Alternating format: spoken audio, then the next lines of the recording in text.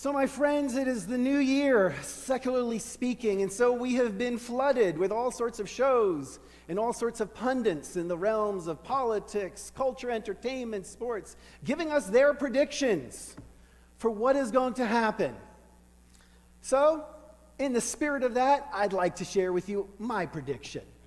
Here's my prediction. My prediction is that between 12:15 and 1:15 today, someone in this room is going to leave this shul. They're going to get into their car, they're going to get into their kli, their vehicle of transportation, and they're going to go out that gate at the back.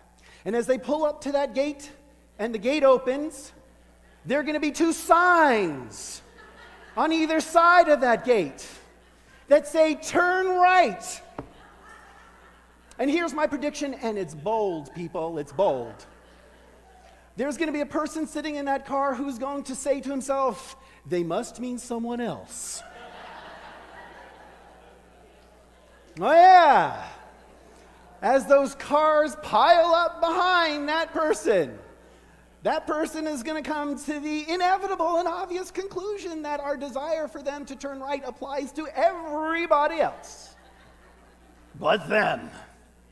And so they will sit in their kli, they will sit in their little vehicle, and they will make us all wait. I have a sermon for that person. This isn't it. This sermon is for the person sitting behind that person.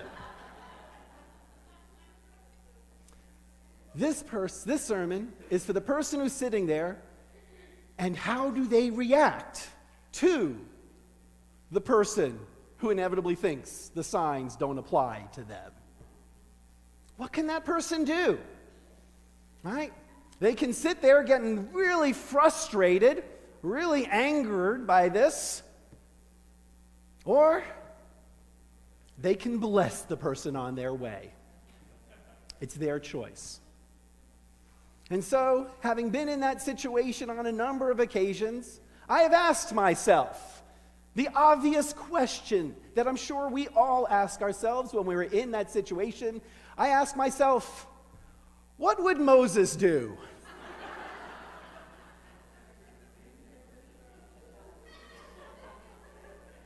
You mean that's not what you're asking yourselves? I don't understand. Because it's not entirely clear what Moses would do based upon the evidence from the Torah. At various points in time, Moses has gotten really annoyed with people who simply cannot follow the rules. So with one particular band of rebels, he said to God, "Please, God, could you just make the earth open up its mouth and swallow this entire band?" And the earth did. Wouldn't you love to be able to do that sometimes? And yet when another rebellion took place, in this case Moses' sister, when Miriam spoke poorly about Moses, about his wife, and about his taking on too much leadership, Moses will, once she is punished, pray for her healing. Will ask God to bless her and make her well. And so, as we stand there behind that person asking, what would Moses do? It's not entirely clear what would unfold. But I bring up this question as to what would Moses do because the Torah portion itself asks us a very similar question. Not so much what would Moses do, but what did Moses do? See, in this week's Torah portion, we read about, as I said, the plague of locusts, the plague of darkness. We read about the death of the firstborn. We'll also read about instructions given for how Passover was to be observed in that time, at that moment, as well as in the future. And as I mentioned in my charge, Eli, the Torah portion will talk about tefillin, about these boxes in a metaphoric language that we're to have on our arms and between our eyes. But lost within all the welter of that detail, at the end of chapter 12, there's a fascinating, poignant moment that comes along. When the plague of the firstborn has struck, and Egypt is wailing. They are wailing the loss that they have endured. Pharaoh will call Moses to him, and he'll say, "Okay, fine, leave, go, take everything, take everyone, get out of here. Go into the wilderness, worship God. And," he says, "bless me." Pharaoh explicitly says to Moses, "Please bless me." And so the question is there. What did Moses do?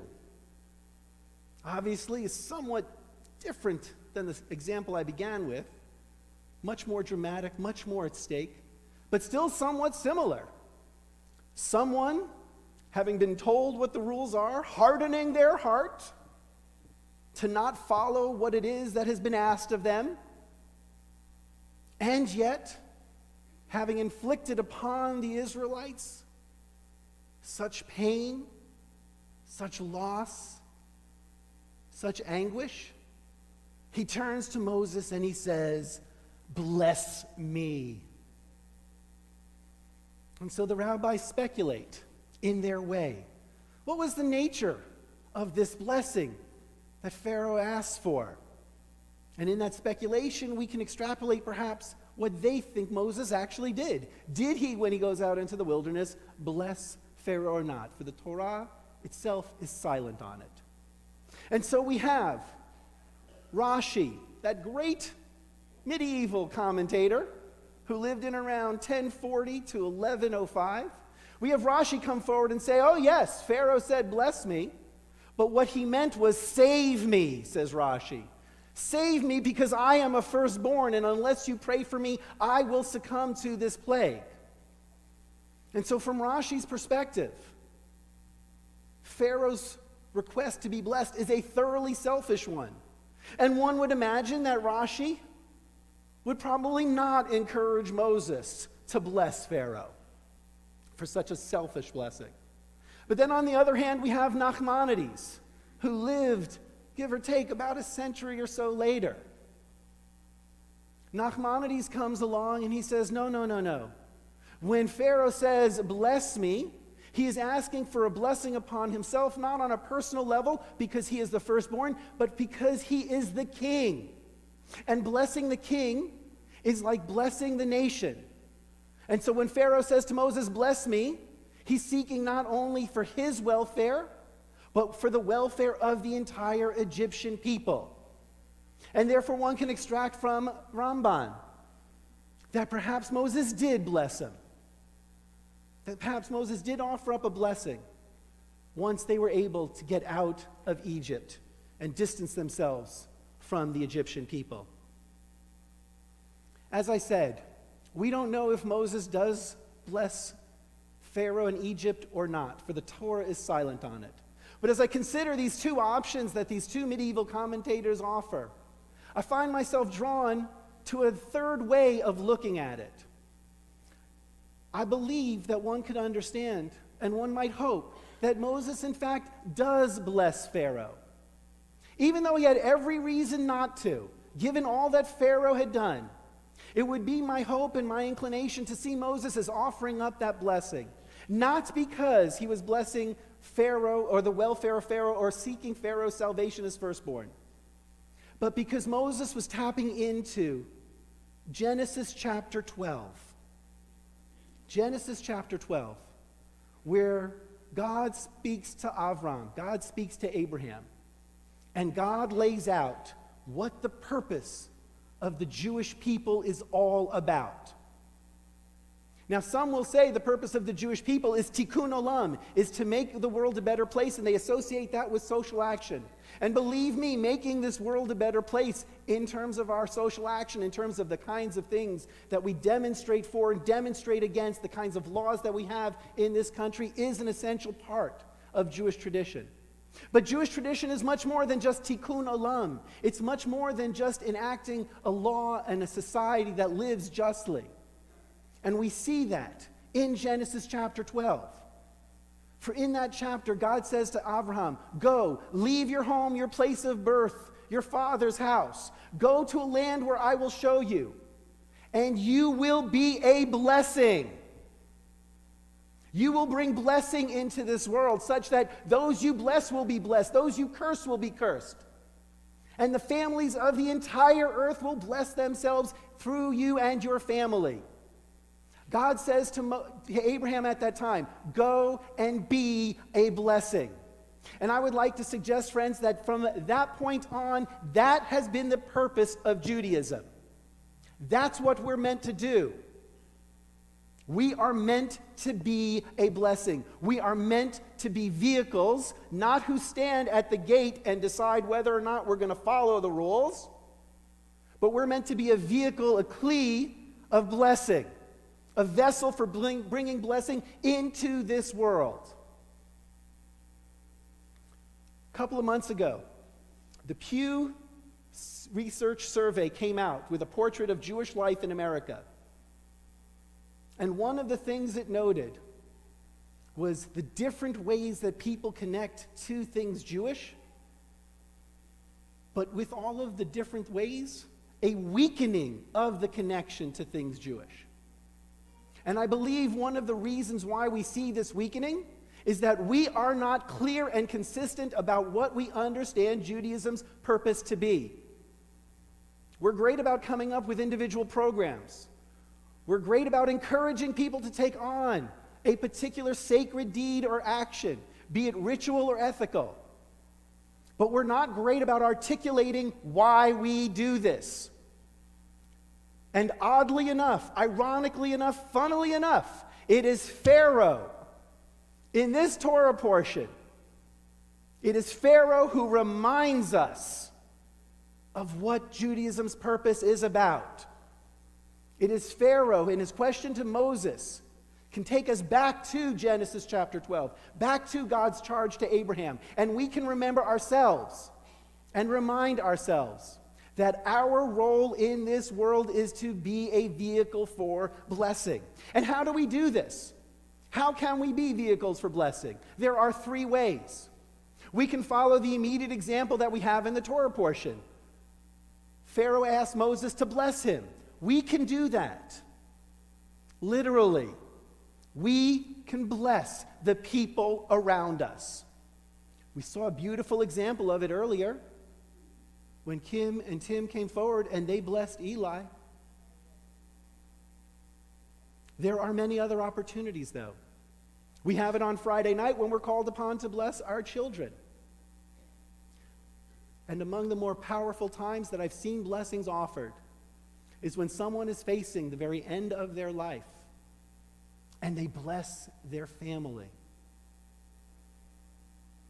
But it doesn't have to be in these set, formal, or dramatic moments. We can bless people all the time, as we see in the request that Pharaoh makes.